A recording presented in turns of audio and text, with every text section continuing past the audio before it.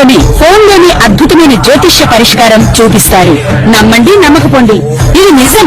శ్మశానకాళి Rudra Chowdi Devi ఆరాధకులు number 1 వశీకరణ specialist Guruji.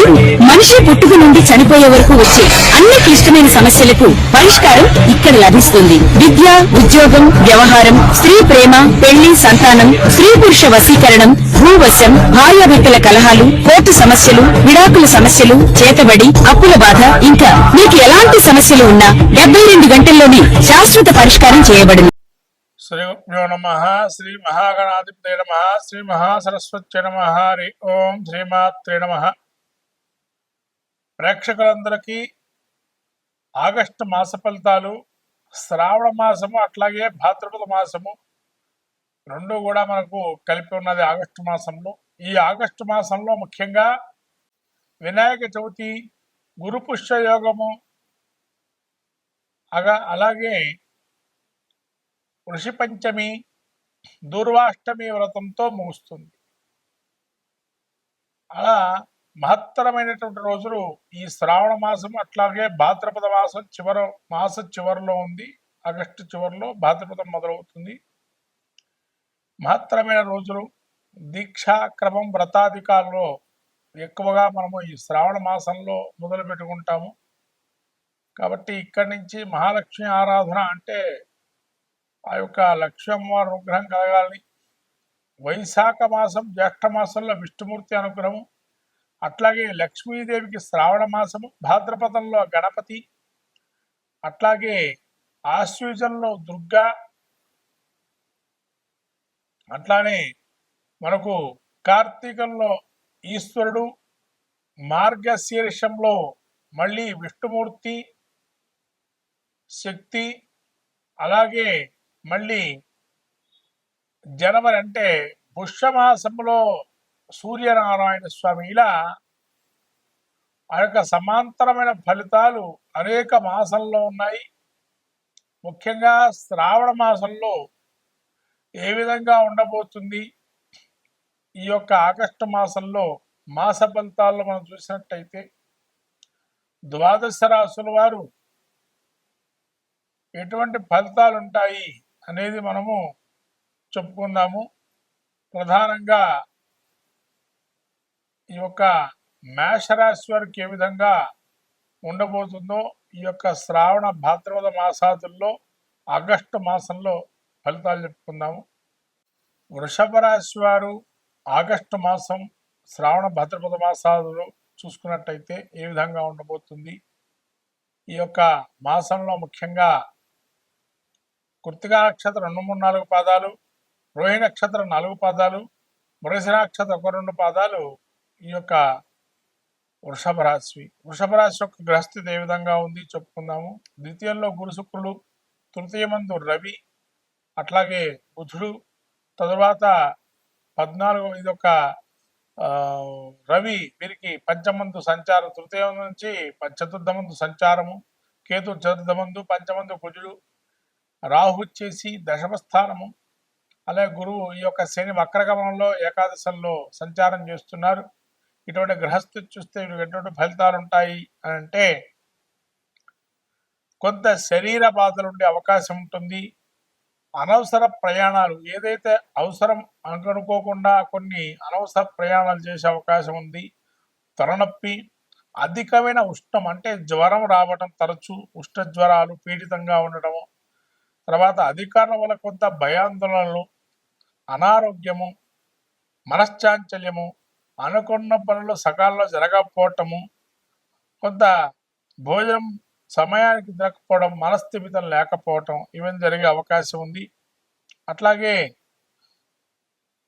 శుక్రుడు ఈ విధంగా వృత్తి వ్యాపారములందు ధనలాభము, నూతన వస్తువుల అలంకరణ ప్రాప్తి, శయన సౌఖ్యము, సుగంధ పరిమళాలతో కూడుకున్న వస్తువులు, అలంకరణలు, కాస్ట్యూమ్స్ లాంటివి ఎక్కువగా పెట్టుకోవటము, తర్వాత దూర ప్రాంతాల నుంచి మంచి వార్త వినటము, కొంత బంధుమిత్ర సమాగమం ఉండటము, నూతన స్త్రీ పరిచయం కావటము, తర్వాత కళ్ళందు ఆసక్తి కలగటము, కొంత విలాసవంత జీవితానికి సంబంధించిన వస్తువులు కొన్ని కొనుగోలు చేయటము, అలాగే విందులు వినోదాలు పాల్గొనటము, కొంత ధనం అయితే చేతికి రావాల్సిన ధనం రావటం, ధనలాభం ఉండటము, మాతృ సౌఖ్యానికి సంబంధించిన చింతన కొంత ఉండటము, కొంత మనోల్లాసం, నూతన కార్యాలు ఏదైనా మొదలు పెడదాము అని ఆలోచన, వ్యాపార ప్రారంభాలు లాంటివి ఏమన్నా అలా ఆలోచిస్తూ ఉంటారు.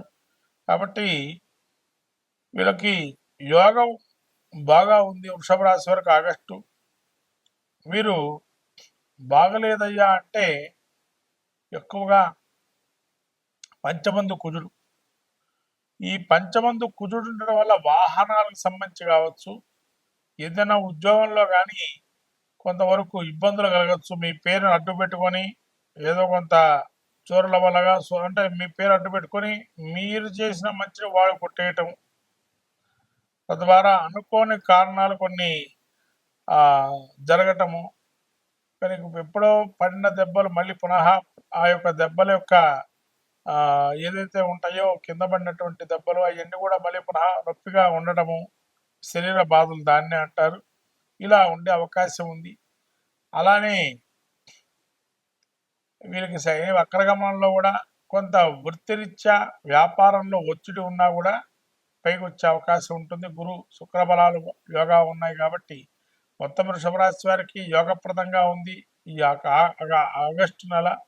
కాబట్టి మీరు ఏం చేసుకుంటే ఇంకా మంచి జరుగుతుంటే సుబ్రహ్మణ్య క్షేత్ర దర్శనము, సుబ్రహ్మణ్య ఆరాధన చేసుకోవడం వల్ల మంచి లాభాలు కలుగుతాయి.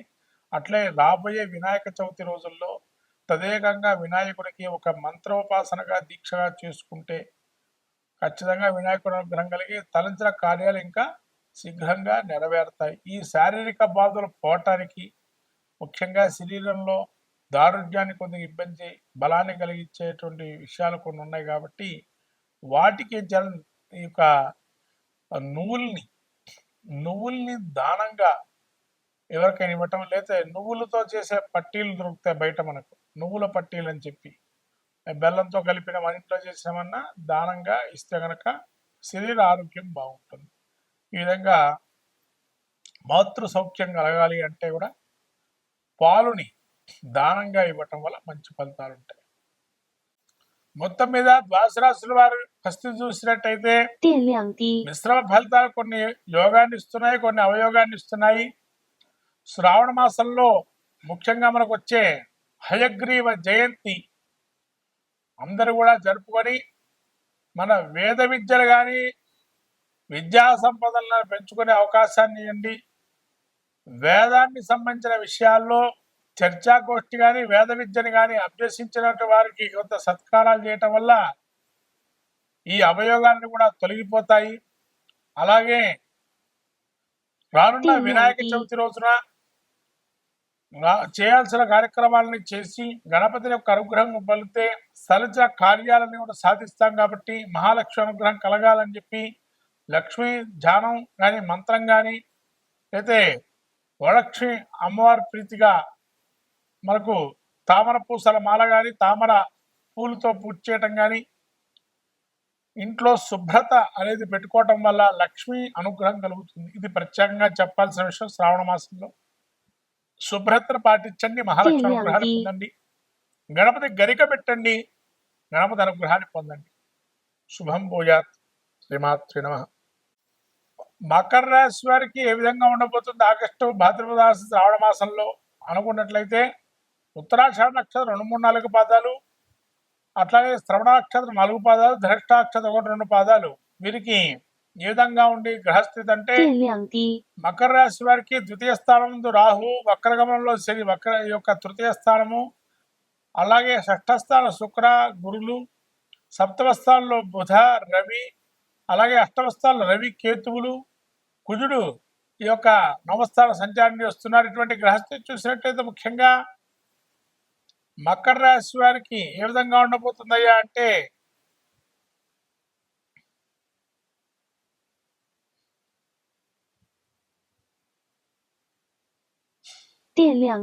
వీరికి యోగప్రదంగా ఉంది.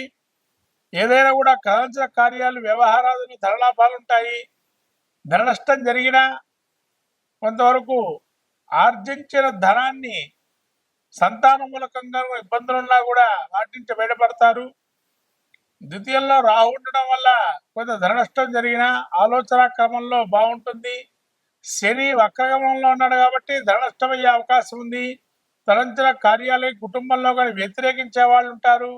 ధారాపుత్ర విరోధాలు ఎక్కువగా జరిగే అవకాశం ఉంది. అంటే ఇంట్లో వాళ్ళే మీకు ఒక ఇంట్లో వాళ్ళతో ఇబ్బందులు కలగడం అవకాశం ఉంది. నూతనమైన ఏదైనా శుక్రుడు గురుడు షష్ఠస్థానంలో ఉండడం వల్ల వ్యాధులు వచ్చే ఏదన్నా వ్యాధులు ఉన్న వ్యాధులతో కొంత ఇబ్బంది పడే అవకాశం ఉంది. ఏదైనా కొత్త వ్యాధులు కొంతమందికి ఈ డయాబెటిక్స్ లాంటివి వచ్చే వ్యాధులు వచ్చే అవకాశం ఉంటుంది. అందులో శుక్రుడు అవయోగాన్ని ఇస్తున్నాడు. నీచమైనటువంటి దుష్ట సాంగత్యం ఏర్పడే అవకాశం ఉంది. అట్లనే బుధుడు కూడా మీకు సప్తమ స్థానంలో సంచారం చేస్తున్నాడు. ఉద్యోగ మార్గం సవ్య రీతిలో వస్తున్నాడు. బుద్ధి కుశలతో ఆలోచించి సమస్యకు పరిష్కారం ఏర్పరుస్తారు. రవి కూడా యోగప్రదంగా ఉన్న కొన్ని రోజుల వరకే పక్షం రోజులే ఉన్నాడు. మరి పక్షం రోజులు అష్టమ స్థానం సంచారం చేయడం అద్భుత అనారోగ్యము, విపరీతమైన వేడి, ఉష్ణ శరీరము పెరగటము, అకాల భోజనము, అలానే సకాలంలో కొన్ని పూర్తిగా పనులు కాకపోవడం, నిర్ణయాలు తీసుకుంటారు, అయిపోతుందన్న పని మధ్యలో మళ్ళీ ఆగిపోవడం, బ్రేక్ రావటం ఇలాంటి జరిగే అవకాశం ఉంది. అలా కుజుడు 9వ స్థానంలో సంచారం చేస్తుండడం వల్ల స్థిరాస్తి కానీ భూ సంబంధ విషయాలు కానీ కొంత నిర్ణయం తీసుకునే అవకాశం ఉంటుంది. స్థిరాస్తి కొనుగోలు కానీ అమ్మటం కానీ చేద్దాం మనసులో ఒక భావన కలుగుతుంది. అలాగే రక్తానికి సంబంధించిన కొంత ఇబ్బందులు అంటే రక్తహీనత కావచ్చు, లేదా రక్తానికి సంబంధించినటువంటి కొంత మీ యొక్క శరీర దారుఢ్యాల్లో కొంత రక్తాన్ని హీనత కలిగే అవకాశం ఉంటుంది. కాబట్టి ఆరోగ్యం కొంత జాగ్రత్తగా చూసుకోండి. దారాపుత్ర విరోధాలు అన్ని సవ్యంగా అవన్నీ కూడా తొలగిపోతాయి కొంతకాలానికి. కానీ ఆగస్టులో ఉన్నాయి కాబట్టి ఎక్కువగా మీరు నోటు వాక్కు ధరణ ప్రదర్శించకండి. నాకే జరుగుతుందని మీరు అనుకోవద్దు. కొంతకాలం అయితే ఇవన్నీ సమస్యకు పరిష్కారం వస్తాయి.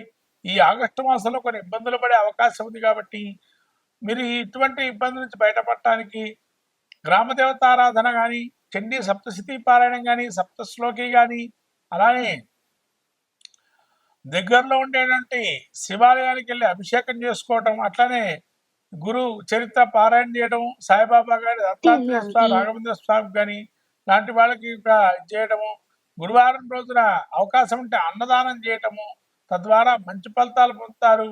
ఈ గురుడు కూడా 9లో, కేతువు కూడా అష్టమ స్థానం ఆకస్మిక ప్రయాణాలు జరిగే అవకాశం ఉంటుంది.